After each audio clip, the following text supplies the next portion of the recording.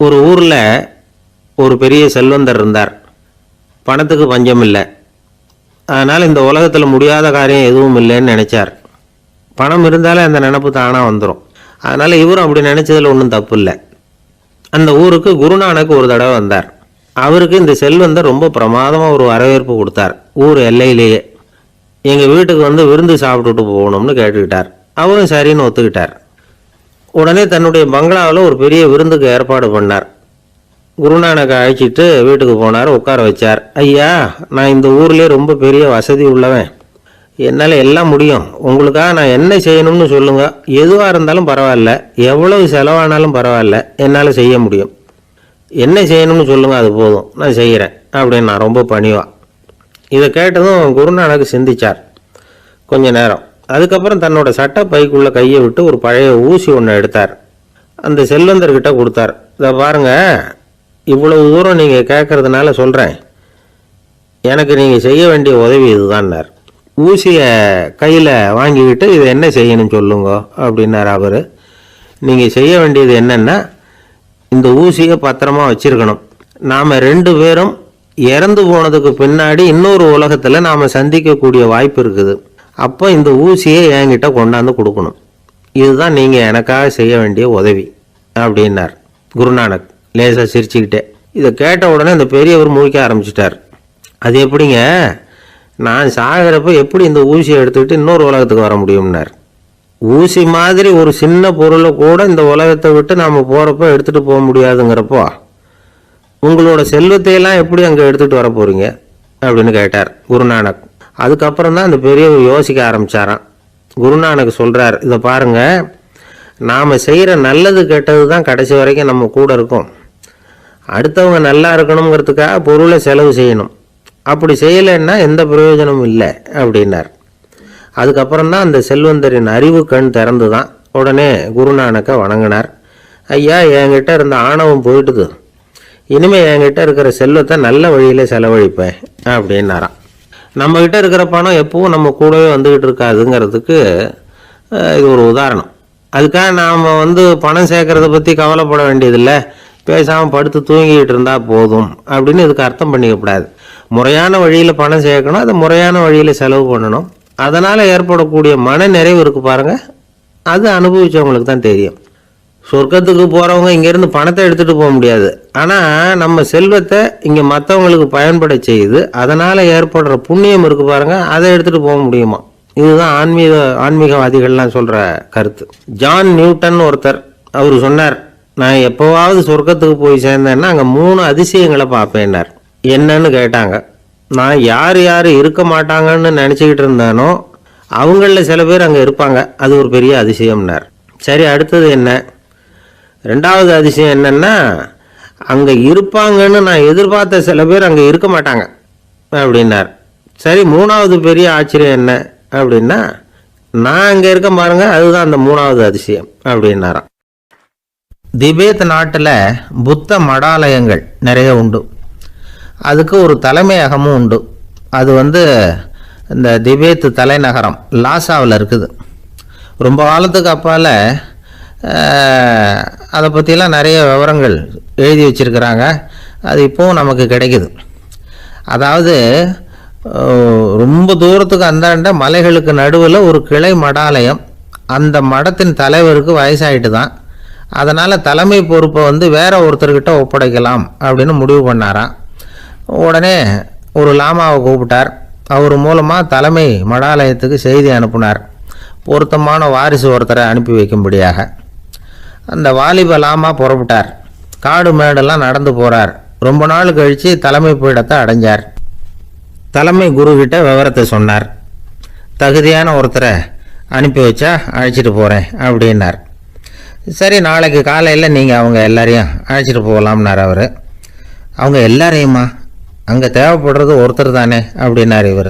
ஆமான்னார். அப்புறம் ஏன் எல்லாரையும் அழைச்சிட்டு போக சொல்கிறீங்கன்னார். அது இப்போ உனக்கு புரியாது. நான் ஒரு 100 பிக்குகளை அனுப்புகிறேன், அதாவது பிட்சுகளை. அவ்வளவு பேரையும் அங்கே வச்சு சமாளிக்க முடியாது அப்படின்னார் இவர்.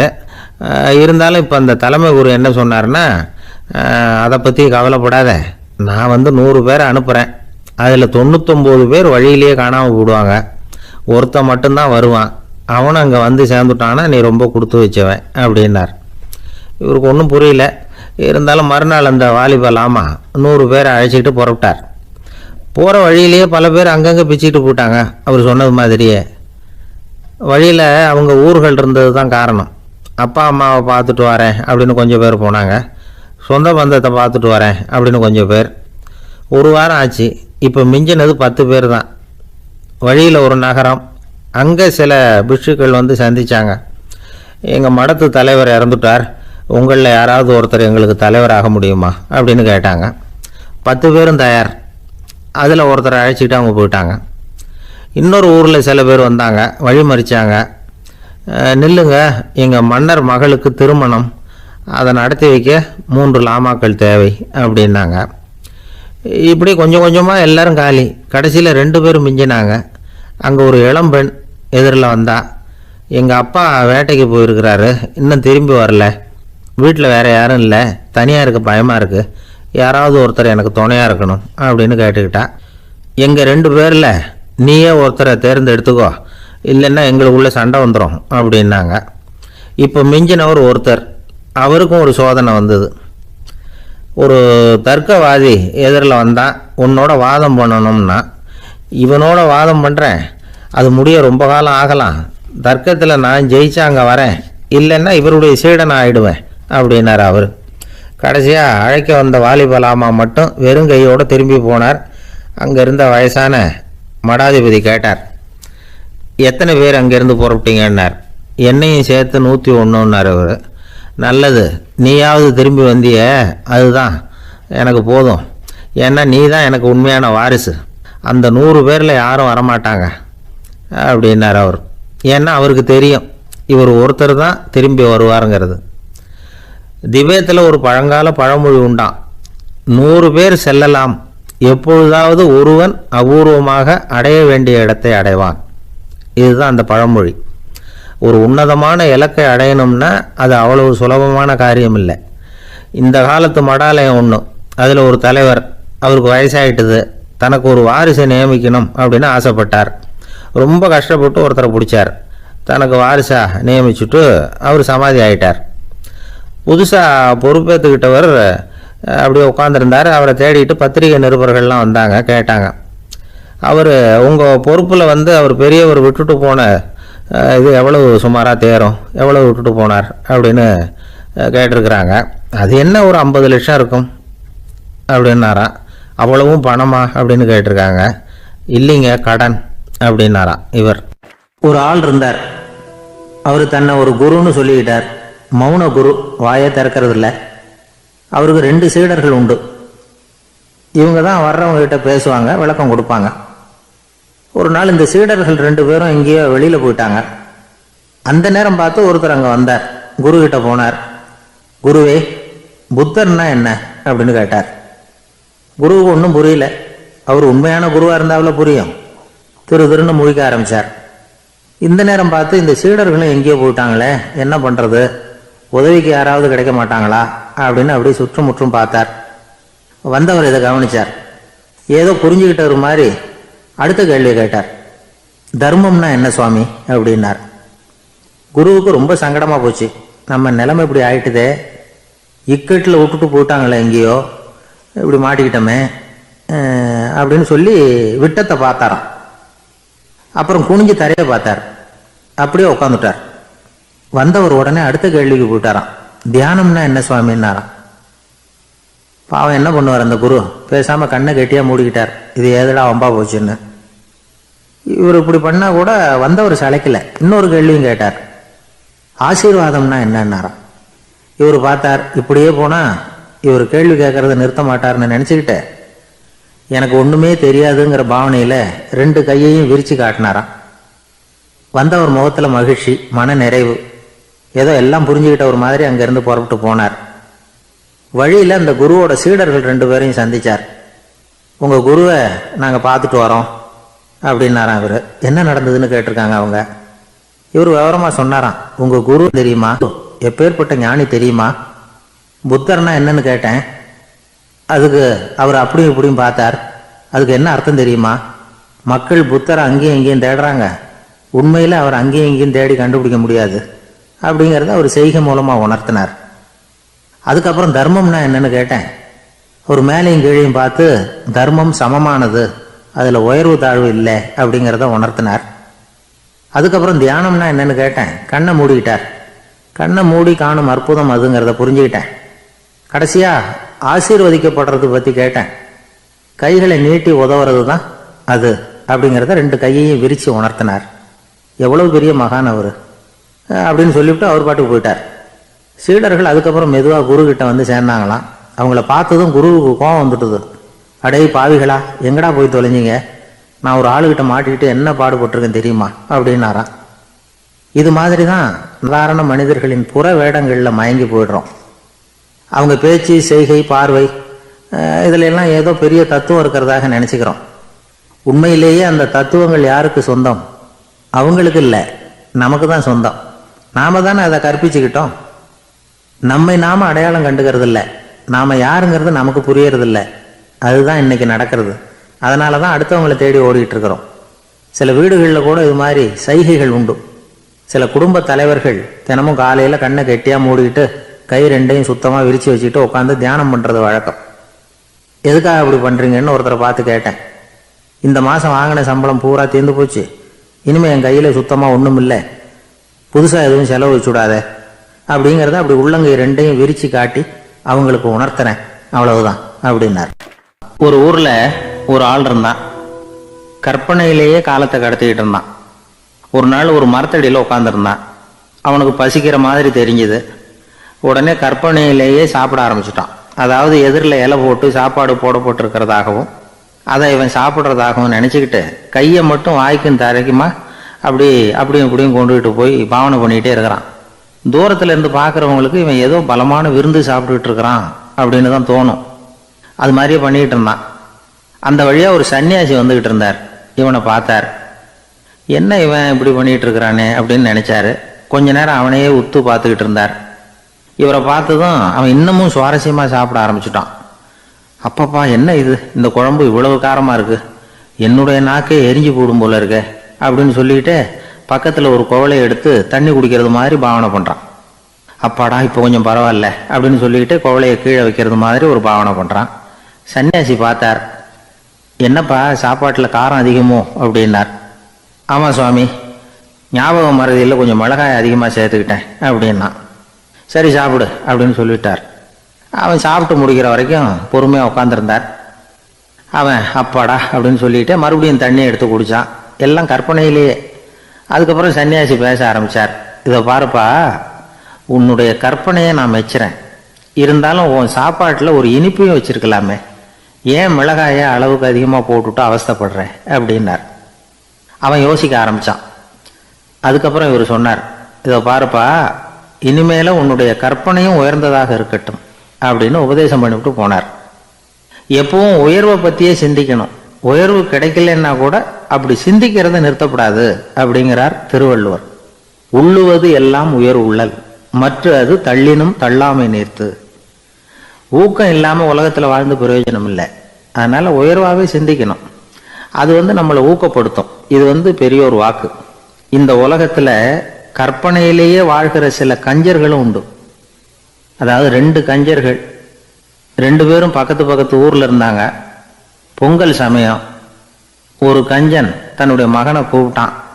இதை பாருப்பா, பக்கத்து ஊரில் என்னுடைய நண்பன் ஒருத்தன் இருக்கிறான், அவனுக்கு பொங்கல் பரிசு ஏதாவது கொடுக்கணும், நான் ஒரு 4 ஆட்டுக்குட்டியை தரேன், நீ கொண்டுகிட்டு போய் கொடுத்துட்டு வந்து விடுறியா அப்படின்னு கேட்டான். சரி, நான் புள்ள ஒரு பைய கையில் எடுத்துக்கோன்னா.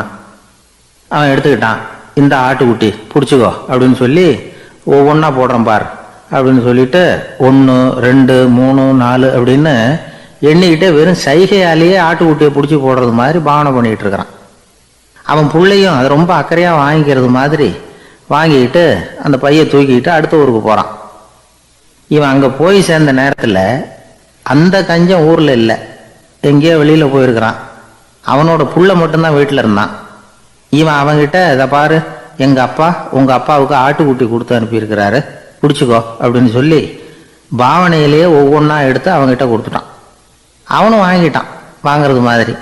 அப்புறம் சொன்னான், சரிப்பா நானும் பதிலுக்கு ஏதாவது ஒன்றுகிட்ட கொடுக்கணும் இல்லையா, அதனால் அந்த பைய பிடி, ஒரு 10 எலுமிச்சம்பழம் தரேன், பதிலுக்கு அதை நீ எடுத்துகிட்டு போ அப்படின்னு சொல்லி கையாலேயே ஒவ்வொன்றா எடுத்து போடுறது மாதிரி பாவனை பண்ணிவிட்டான். அவனும் ரொம்ப நன்றி அப்படின்னு சொல்லிவிட்டு அதை வாங்கிட்டு போயிட்டான். கொஞ்ச நேரம் கழித்து வெளியில் போயிருந்த அப்பங்காரன் திரும்பி வந்தான். உள்ள சொன்னான், அப்பா உன்னோட நண்பர் அவருடைய மகன் மூலமாக உனக்கு 6 ஆட்டுக்குட்டி கொடுத்து அனுப்பியிருந்தார், நானும் பதிலுக்கு ஒரு 10 எலுமிச்சம்பழம் கொடுத்து அனுப்பியிருக்கிறேன் அப்படின்னா. எப்படிடா கொடுத்தேன்னு கேட்டார் அப்பா. இப்படி தான் கொடுத்தேன்னு சொல்லி சைகையிலேயே காட்டினான். இதை பார்த்ததும் அப்பங்காரனுக்கு பயங்கரமாக கோபம் வந்துட்டுது. பலார்னு அரைஞ்சுட்டான் பையனு. ஏன்பா அரைஞ்ச? 10 எலுமிச்சம்பழம் கொடுத்துட்டேனே அப்படிங்கிறதுக்காகவா அப்படின்னு கேட்டான். அது கூட பரவாயில்ல, நீ காட்டுற சைகையை பார்த்தா ஆரஞ்சு பழம் சைஸுக்கு இருக்குதே, அவ்வளவு பெருசாக ஏன் கொடுத்த? அதுதான் எனக்கு கோபம் அப்படி. ஒருத்தர் ஓடி வந்தார்.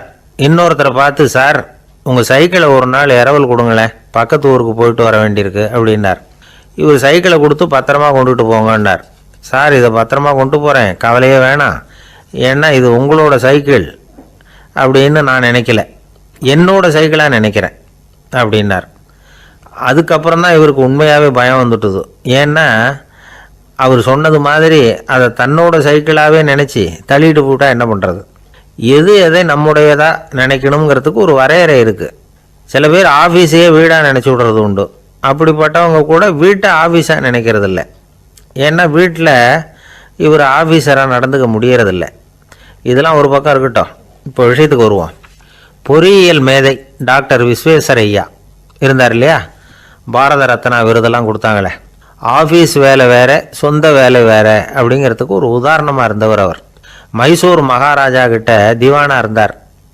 அவர் ஒரு நாள் அரசாங்க வேலை காரணமாக வெளியூர் போயிருந்தார். ஹாசன்கிற ஊருக்கு பக்கத்தில் ஒரு பயண மாளிகை, அங்கே தங்கிவிட்டார். ராத்திரி அங்கே தங்கி இருந்துட்டு விடிஞ்சதும் ஊருக்கு திரும்புறதாக திட்டம். ராத்திரி தூங்கிறதுக்கு ரொம்ப நேரம் ஆகிட்டுது. ரொம்ப நேரம் வரைக்கும் அரசாங்க சம்பந்தப்பட்ட வேலைகளையே பார்த்துக்கிட்டு இருக்கிறார். அரசாங்க ஃபைல்கள் நிறைய இருந்தது.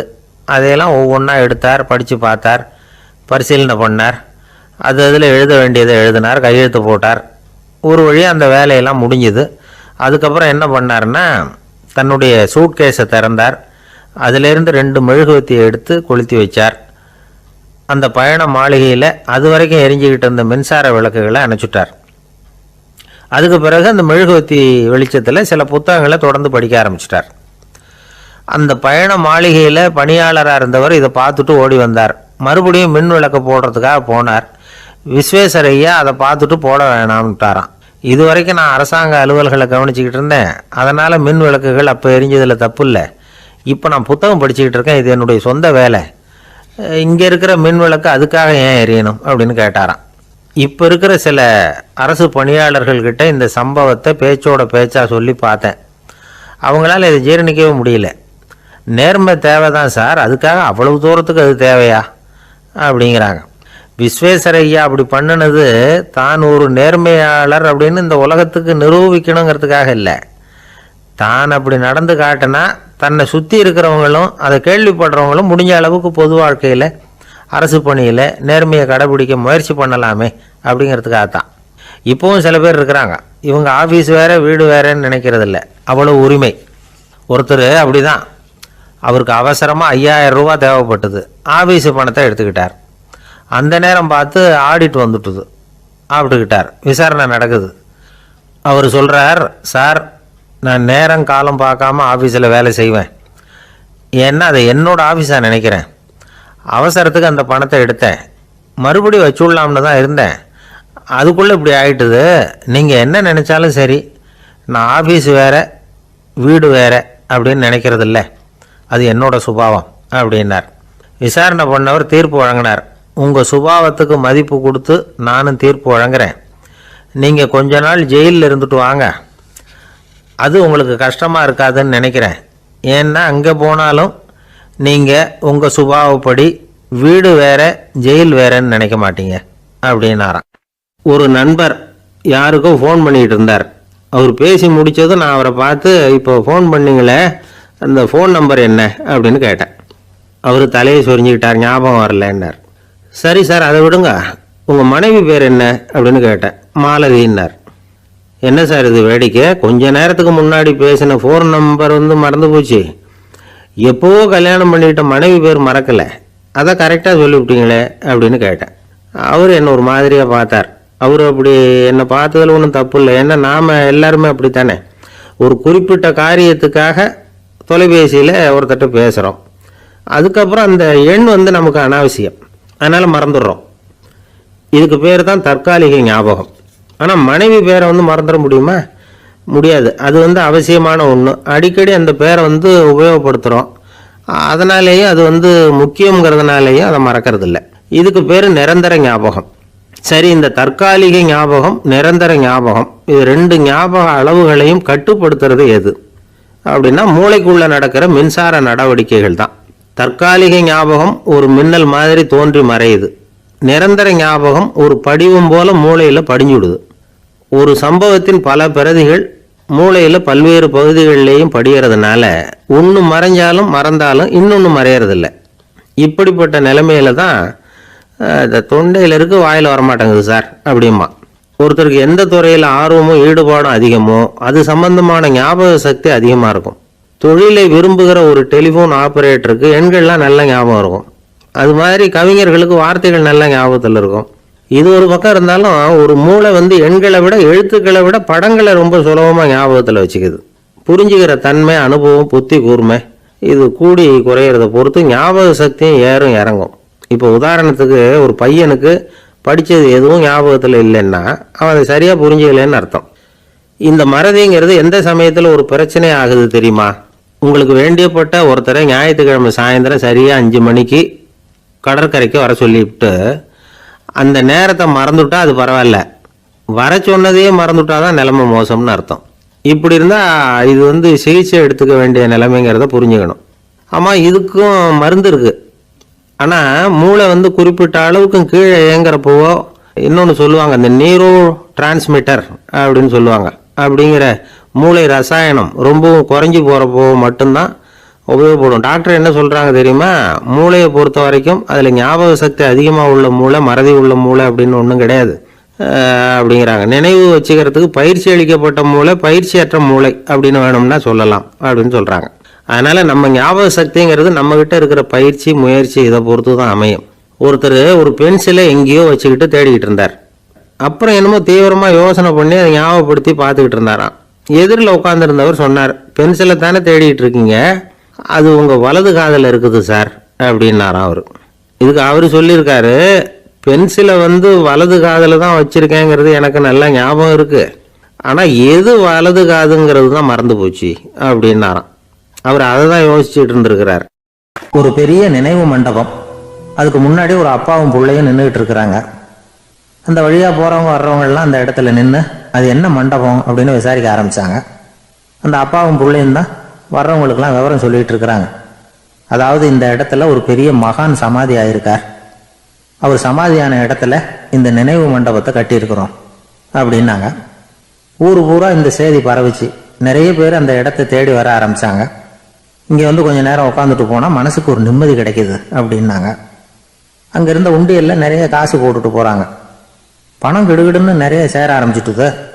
பணம் நிறைய சேர்ந்த உடனே அந்த அப்பாவுக்கும் பிள்ளைக்கும் ஒரு பெரிய நினைவு மண்டபம், அதுக்கு முன்னாடி ஒரு அப்பாவும் பிள்ளையும் நின்றுகிட்டு இருக்கிறாங்க. அந்த வழியாக போகிறவங்க வர்றவங்கெல்லாம் அந்த இடத்துல நின்று அது என்ன மண்டபம் அப்படின்னு விசாரிக்க ஆரம்பித்தாங்க. அந்த அப்பாவும் பிள்ளையும் தான் வர்றவங்களுக்கெல்லாம் விவரம் சொல்லிகிட்டு இருக்கிறாங்க. அதாவது இந்த இடத்துல ஒரு பெரிய மகான் சமாதி ஆயிருக்கார், அவர் சமாதியான இடத்துல இந்த நினைவு மண்டபத்தை கட்டியிருக்கிறோம் அப்படின்னாங்க. ஊர் பூரா இந்த செய்தி பரவிச்சு. நிறைய பேர் அந்த இடத்த தேடி வர ஆரம்பித்தாங்க. இங்கே கொஞ்சம் நேரம் உட்காந்துட்டு போனால் மனசுக்கு ஒரு நிம்மதி கிடைக்கிது அப்படின்னாங்க. அங்கே இருந்த உண்டியலில் நிறைய காசு போட்டுட்டு போகிறாங்க. பணம் கிடுகிடுன்னு நிறைய சேர ஆரம்பிச்சுட்டுது. பணம் நிறைய சேர்ந்த உடனே அந்த அப்பாவுக்கும் பிள்ளைக்கும் தகராறு வந்துட்டுது. பணம் சேர்ந்தாலே சொத்து தகராறு வரத்தானே செய்யும், அது மாதிரி வந்துட்டுது. பையன் அடிக்கடி நிறைய பணம் கேட்க ஆரம்பித்தான். அப்பா பார்த்தார், யோசனை பண்ணார், ஒரு முடிவுக்கு வந்தார். ஒரு நாள் பையனை கூப்பிட்டார், இதை பாருப்பா, நமக்குள்ள தகராறு வேணாம், அப்பாவும் பிள்ளையும் இப்படி சண்டை போட்டுக்கிட்டா பார்க்குறவங்க தப்பாக நினைப்பாங்க, அதனால் நமக்குள்ள சமரசமாக இதை தீர்த்துக்குவோம், என்ன சொல்கிற அப்படின்னார் அப்பா. சரி நான் பையன் உடனே அந்த அப்பா என்ன பண்ணார் தெரியுமா, மகன்கிட்ட கொஞ்சம் பணத்தை கொடுத்தார், தன்கிட்ட இருந்த ஒரு கழுதையையும் கொடுத்தார். இதை வச்சு நீ பொழைச்சிக்கோ அப்படின்னு சொல்லி அனுப்பி வச்சுட்டார். மகன் அந்த கழுதையை இழுத்துக்கிட்டு அடுத்த ஊருக்கு போனான். வழியிலேயே அந்த கழுதை செத்து போச்சு. உடனே என்ன பண்ணலாம்னு யோசனை பண்ணான். ஒரு ஐடியா வந்தது. அந்த கழுதையை ஒரு சாலை ஓரமாக புதைச்சான். கையில் இருந்த பணத்தை வச்சு அந்த இடத்துல ஒரு கல் மண்டபம் கட்டினான். அந்த வழியாக 2 பேர் வந்தாங்க. இது என்ன மண்டபம்னு விசாரிச்சாங்க. இந்த இடத்துல ஒரு பெரிய மகான் சமாதி ஆயிருக்கிறார் அப்படின்னா. இந்த செய்தி ஊர் பூரா பரவ ஆரம்பிச்சுட்டுது. நிறைய பேர் வந்து போக ஆரம்பிச்சாங்க. இங்கே வந்தால் மனசுக்கு ஒரு பெரிய நிம்மதி கிடைக்குது அப்படின்னு வேற சொல்ல ஆரம்பிச்சாங்க. வர வர கூட்டம் அதிகமாக வர ஆரம்பிச்சுட்டுது. உண்டியலில் பணம் நிறைய சேர்ந்துட்டுது. நகையெல்லாம் கூட கழட்டி காணிக்கையாக போட ஆரம்பிச்சுட்டாங்க. அப்பாவை விட மகன் பெரிய ஆளாயிட்டான். இதை கேள்விப்பட்டார் அப்பா. பையனை பார்த்துட்டு வரலாம்னு ஒரு நாள் புறப்பட்டு வந்தார். பையன் ஓஹோன்னு இருக்கிறான். பங்களா, காரு எல்லாம் வந்துட்டுது. எப்படிடா இந்த அளவுக்கு ஆனே அப்படின்னு விசாரிச்சார். அப்பா, எல்லாம் உங்கள் ஆசீர்வாதம் தான். நீங்கள் கொடுத்த மூலதனத்தை வச்சு தான் இவ்வளவும் சம்பாதிச்சேன் அப்படின்னு நான் பையன். அது எப்படிறான்னு விசாரிச்சார். அப்பா, நீங்கள் ஒரு கழுதை குட்டியும் கொஞ்சம் பணமும் என்கிட்ட கொடுத்து அனுப்பி வச்சிங்க. அதை எடுத்துக்கிட்டு வந்தேன். வர்ற வழியில் அந்த கழுதை செத்து போச்சு. உடனே யோசனை பண்ணேன். அந்த கழுதையை இந்த இடத்துல புதைச்சேன். கையில் இருந்த பணத்தை வச்சு மண்டபம் கட்டினேன். மகான் ஒருத்தர் சமாதி ஆயிருக்கார் அப்படின்னு வதந்தியை கிளப்பி விட்டேன். ஜனங்கள்லாம் ஏமாந்து போய் காசை கொண்டாந்து போட ஆரம்பிச்சிட்டாங்க. நான் பொழைச்சிக்கிட்டு இருக்கிறேன் அப்படின்னா. இப்போதான்டா நீ என் புள்ள அப்படின்னு சொல்லி சந்தோஷப்பட்டாரான் அந்த அப்பா. ஏன் அப்படி சொல்கிறீங்கன்னு கேட்டிருக்கான் பையன். கழுதை குட்டியை புதைச்சி மண்டபம் கட்டியிருக்கிற நீ, ஏற்கனவே நம்ம ஊரில் நாம் கட்டியிருக்கிறோமே மண்டபம், அது இந்த கழுதையோட அம்மாவை புதைச்ச இடம். மகான் சமாதி ஆயிருக்காருன்னு நானும் சும்மா கப்ஸா தான் விட்டுக்கிட்டு இருக்கேன் அப்படின்னாரான் அப்பா.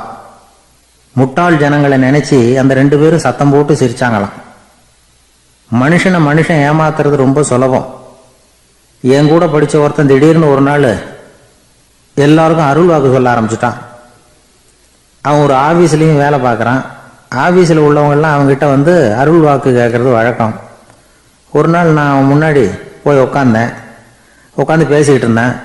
அப்போ அதே ஆஃபீஸில் வேலை பார்க்குற ஒருத்தர் அவங்ககிட்ட வந்து, சுவாமி, என் மேஜையில் வச்சுருந்த பேனா திடீர்னு காணாமல் போட்டுது, அது திரும்ப கிடைக்குமா எனக்கு அப்படின்னு கேட்டார். இவன் கண்ணை உருட்டி பார்த்துட்டு, அது உனக்கு கிடைக்காது, புதுசாக வேற ஒன்று வாங்கிக்கப்போ அப்படின்னா. சரின்னு அவர் போயிட்டார். அவர் போனதுக்கப்புறம் நான் மெதுவாக இவனை பார்த்து, அது எப்படிறாது, அது உனக்கு கிடைக்காதுன்னு அவ்வளோ உறுதியாக அவர்கிட்ட சொன்னேன் அப்படின்னு கேட்டேன்.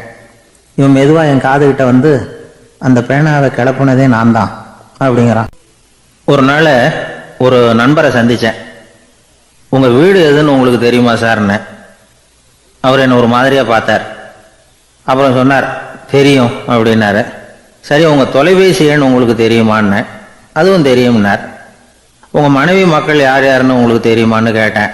என்ன ஒரு மாதிரியாக பார்த்தார். அப்புறம் சொன்னார், அதுவும் தெரியும் சார் அப்படின்னார். சரி, நீங்கள் யாருன்னு உங்களுக்கு தெரியுமான்னு கேட்டேன். இப்போ தான் அவர் முழிக்க ஆரம்பித்தார். அவர் மட்டும் அப்படி இல்லை, நாம் எல்லாருமே அப்படி தான். எதிரில் நிற்கிறது யாருங்கிறது தெரியும், நாம் யாருன்னு நமக்கு தெரியாது. உண்மையிலேயே நாம் யார்? இந்த கேள்விக்கான பதிலை தான் வாழ்க்கை பூரா நாம் தேடிட்டு இருக்கிறோம். புத்தர் என்ன சொல்கிறாரு தெரியுமா? நீங்கள் கடவுளை பற்றி கவலைப்பட தேவையில்லை, உங்களை பற்றின கவலை உங்களுக்கு இருந்தால் போதும் அப்படிங்கிறார். நான் யார், எனக்கு ஏன் இந்த கவலை அப்படின்னு உங்களை நீங்களே கேட்டுக்குங்க அப்படிங்கிறார். நாம் ஏன் கடவுளை படைத்தோம்? அது ஒரு நழுவல் முயற்சியாம். அதாவது தன்னிடமிருந்து தானே தப்பிக்கிற ஒரு முயற்சியாம். இப்படி தான் அதை சொல்கிறாங்க அறிஞர்கள்லாம். மக்கள் பொய்யான பிரச்சனைகளில் ஆர்வமாக இருக்கிறாங்க. அதுக்கு தீர்வு காணவும் முயற்சி பண்ணுறாங்க. கடவுளை பற்றி விவாதிக்க எல்லாருக்கும் விருப்பம். தன்னுடைய சுயம் பற்றிய பிரஜையே இருக்கிறதில்ல. ஆகக்கூடிய விஷயம் என்னன்னா, கடவுள் சமாளிப்புக்கு பயன்படுத்தப்படுகிறார். மனவியல் என்ன சொல்லுது தெரியுமா? கடவுள், சொர்க்கம், மறுபிறவி இதை பற்றிலாம் பேச ஆரம்பிக்கிறவங்க யார் தெரியுமா? போருக்கு போகிறவன், துன்பத்தில் சிக்கி கஷ்டப்படுறவன், நோய் படுக்கையில் விழுந்தவன், இவங்க தான். நாம் அனுபவத்திலே பார்க்குறோமே இதையெல்லாம். கடவுளை துணைக்கு கூப்பிடுறவங்க யாருன்னு கவனித்து பாருங்கள். பரீட்சை எழுத போகிறவன், வேலை தேடி அலையிறவன், பண நெருக்கடியில் இருக்கிறவன், விபத்தில் சிக்கிக்கிட்டவன், இவங்கெல்லாம் தான். தேர்வில் வெற்றி பெற்றதும் அவரை துணைக்கு கூப்பிடுறதில்ல, வேலை கிடைச்சதும் அவர் துணை தேவைப்படுறதில்ல. ஏன் இப்படி? கொஞ்சம் யோசனை பண்ணி பாருங்க. துன்பம் வருகிற போது அந்த துன்பத்தை தவிர்க்க வேண்டிய நிலையில அதிலிருந்து நழுவி போறதுக்காக பிரார்த்தனை தேவைப்படுது. எல்லாம் நல்லபடியா நடக்கிறப்போ பிரார்த்தனை செய்யறது இல்லை. புத்தருடைய வழி என்ன தெரியுமா? அந்த வழியில கடவுளும் கிடையாது, பிரார்த்தனையும் கிடையாது. புத்தர் செய்தது இதைத்தான். அதாவது கடவுள்கிட்ட இருந்து மனிதனையும், மனிதன் கிட்ட இருந்து கடவுளையும் அவர் விடுவித்தார். புத்த மதம் என்ன சொல்லுது தெரியுமா? கடவுள் பிரச்சனை அல்ல, மனிதன் தான் உண்மையான பிரச்சனை அப்படின்னு சொல்லுது. உங்களை நீங்க நல்லா தெரிஞ்சுக்கிட்டா போதும், நீங்களே கடவுள் ஆயிடுவீங்க அப்படிங்கிறது தான் புத்த மதம். அதனால நமக்கு தேவை உள்முக பயணம். நான் யார் அப்படிங்கிற கேள்வியோட உள்ள போகணும். அங்க போனாதான் தெரியும் நான் அப்படின்னு அங்க யாருமே இல்லைங்கிறது. இதெல்லாம் புத்தர் சொல்லுகிற ஒரு தத்துவம். தத்துவம்னு சொன்னாவே நமக்கெல்லாம் அதை புரிஞ்சுக்கிறது கஷ்டம்தான். நம்ம பொறுத்த வரைக்கும் தத்துவம்ங்கிறதுல 2 வகை உண்டு. ஒன்று தத்துவம், இன்னொன்று மகா தத்துவம். தத்துவம்னா என்ன தெரியுமா? கேட்குறவங்களுக்கு புரியப்படாது, அதுதான் தத்துவம். மகா தத்துவம் என்னன்னா சொல்றவங்களுக்கும் புரியப்படாது. அந்த வகையில் பார்த்தா இன்று ஒரு தகவலும் ஒரு மகா தத்துவம் தான். அவர் ஒரு பெரிய குடும்பத்தில் பிறந்தவர். இருக்கிற சொத்துக்கள் எல்லாத்தையும் வாரி வழங்கி விட்டு காட்டுக்கு புறப்பட்டார் தவம் செய்யறதுக்காக. இருந்தது பூராவும் கொடுத்துட்டார். இனிமே எதுவுமே இல்லை கொடுக்கறதுக்கு. அப்போ கடைசியாக ஒருத்தன் கையை நீட்டினானா, ஐயா ஏதாவது கொடுங்கன்னு இருக்கான். அவர் பார்த்தார், கட்டியிருக்கிற வேட்டியை தவிர வேற எதுவுமே இல்லை. 8 முழம் பட்டு வேட்டி, ஜரிகை கரையோடு இருக்குது. கடைசியாக அதை தான் எடுத்துக்கிட்டு அவர் புறப்பட்டுருக்கார். அவர் பார்த்தார், எதிரில் அவன் பரிதாபமாக நின்றுக்கிட்டு இருக்கிறான். அந்த 8 முழ வேட்டியை 2ஆக கிழிச்சார். 4 முழத்தை அவங்ககிட்ட கொடுத்தாரு. மீதி 4 முழத்தை தன்னுடைய இடுப்பில் கட்டிக்கிட்டு அவர் காட்டுக்கு போயிட்டார். இவன் என்ன பண்ணான் தெரியுமா? கையில் கிடைச்ச 4 முழத்தை எடுத்துக்கிட்டு கடை வீதிக்கு போனான்.